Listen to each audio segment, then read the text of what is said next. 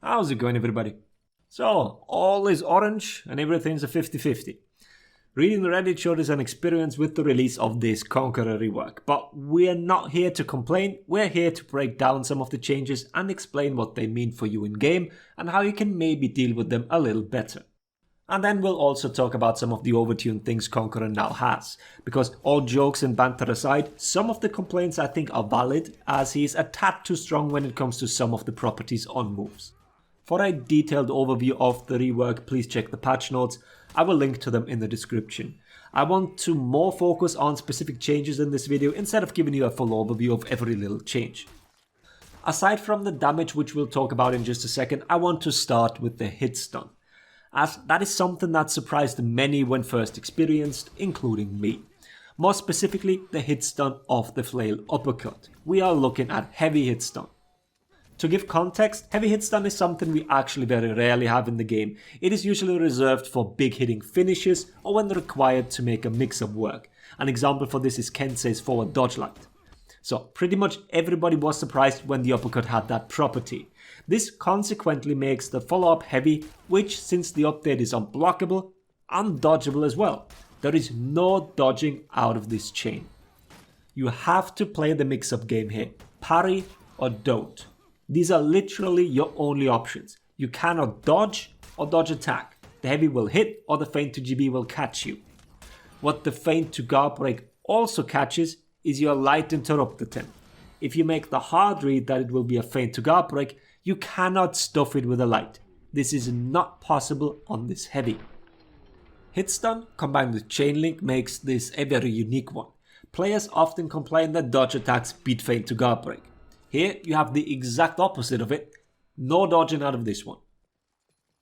What is potentially problematic, since we're talking high damage here, is when it is dead angled. Locking onto a target behind your initial one will make this a guaranteed 27 damage attack. Usually lights are dead angled. Since these are blockable and require much more precise target selection, we tend to appreciate that interaction since it's not that easy to always find the perfect scenario. And well, it's also much lower damage since it's just a light. What this also allows you is to keep frame advantage. Repeatedly bashing into uppercut keeps your opponent on the defensive. As long as you have stamina, you are plus. But let's move on. The same mix-up with Scutage Collection looks a little different. It's pretty obvious, I'd say. The heavy is dodgeable and you can light interrupt as well. The guard break. So it falls in line with what you'd expect from an unblockable attack. Dodge direction does make a difference. Dodging into the heavy avoids it, and dodging away from it will catch you.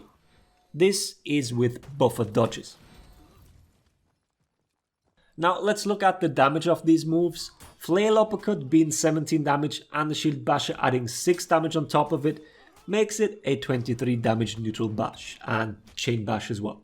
The fact that it can execute is nice, but I personally don't think it's really part of the problem. The problem literally is the damage number. It's simply a little too high, and I fully expect to see adjustments to it in the future. Reason for this problem in the first place is probably that both the bash follow-up and the full block follow-up are the same, and the damage numbers when you compare them on other heroes have never been the same. Full block riposts always yielded more damage than bash follow-ups. With those two being connected on Conqueror, we will always have one of them over or undertuned. If the full block punish is within the norm, then the bash is doing way too much, and if the bash damage is fine, then the full block will feel like a wet noodle. Especially since we have Shield Basher as a feat to consider here as well. I'm curious what Ubisoft will have planned here, but I can definitely see this be an issue for a long time, and really hard to find a happy medium for both. Moving on to the hitboxes, and without question Ubisoft was really generous this time. I remember specifically mentioning this in the old testing ground video, but I didn't expect it to become like this. They're almost too good, and with that I mean to the detriment of your teammates around you. But it's also weird complaining about this on my end. I do see the hypocrisy here. Let's stick with the follow-ups for a second. Scutage Collection allows Conqueror to peel for himself. This is unique among all bashes. When outnumbered or in a team fight, bashing and then using the follow-up opens you up for punishes. You tend to need a teammate covering you. Not Conqueror though. Scutage Collection has such a great hitbox that it's very hard to punish the Conqueror for bashing. This seems to be one of the main complaints from the top players at the moment. We'll see in a few weeks whether they can adapt to it. The unblockable nature makes it especially hard to punish since the usual counters to big hitboxes are superior block moves. Either other full blocks, superior block on lights, or even deflects, which are not superior block, but you get the idea. None of those are feasible against Conqueror. Other than that, two more moves stand out when it comes to hitboxes. To our surprise, side lights, both neutral and same side, hit behind the character. I'm personally not sure whether that has always been a thing since you didn't really throw those when playing old Conqueror. Maybe neutral side lights, but throwing same side light was mostly an accident. And then the unblockable side heavies. These are your tools for team fights. They seem to hit way beyond the flail model. It might be because the hitboxes are new, but I had a really hard time being able to tell whether something's going to hit me or not. With JJ or Raiders big unblockables, you can't usually tell whether you need to dodge to not get hit externally. But with Conk, that wasn't quite so easy. Like I said, this might very well be a case of not being used to facing them. We'll see in a few weeks. Mind you, I'm not condoning hitboxes that stretch further than the actual weapon model. But yeah, these do feel quite strong, especially since they're infinite rather fast, and the damage is pretty decent. Whether these will be enough to carve out a spot in team fights remains to be seen. What will help him here is the new fast flow into full block. You can cancel every recovery with your full block stance. Let me give you some numbers then. Well, there's actually just one number, and that's 400. Doesn't matter whether an attack hits, gets blocked, or you whiff it, Conqueror can flow into full block stance within 400 ms. At the very earliest, that is. When I initially saw the showcase on the Warriors, then I thought for sure the whiffed bash had a longer delay, but turns out I was wrong. It's 400 on everything I've checked.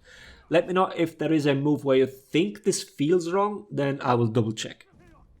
The big question now is whether this can be applied to punish dodge attacks on the reaction. It's a mix of dodge timing and then a reaction to whatever the opponent does. Especially considering with the upcoming testing ground on 30th, that puts an emphasis on punishes through dodge attacks. But Aramusha will be in a somewhat similar boat, so let's not get ahead of ourselves and overanalyze this. Our findings here is that I cannot react. I have to buffer my full block to catch the dodge attack. This is because you cannot recovery cancel for your whole recovery, but only in the beginning, meaning if you do it too slowly, Conqueror will no longer recovery cancel. And then you just stand there and get hit like a bellend. Normie, on the other hand, could do it pretty consistently. There is obviously a difference between the dodge attacks, and slower ones with static timing are probably quite easy to block. Especially delayable ones will have the upper hand here. Delaying the dodge attack long enough so the Conqueror loses the recovery cancel window will make it a very reliable punish. And since I was talking about Normie already, I will put a link down in the description to his stream. I know you've been brainwashed by a lot of YouTubers with their quote-unquote high-level gameplay, but if you want to actually see what top-level For Honor looks like, go and visit his stream. But back on topic. The whole debate here has been a dilemma for quite a while. On the one hand, you do not want a reactable bash that results in guaranteed damage all the time. But you also don't want the bash that is ultimately unpunishable. This will probably never be truly fixed, as reactability is vastly different, and you eventually reach a point where animations are just a janky mess. To what degree something should be reactable will be a never-ending discussion in our community, on all skill levels.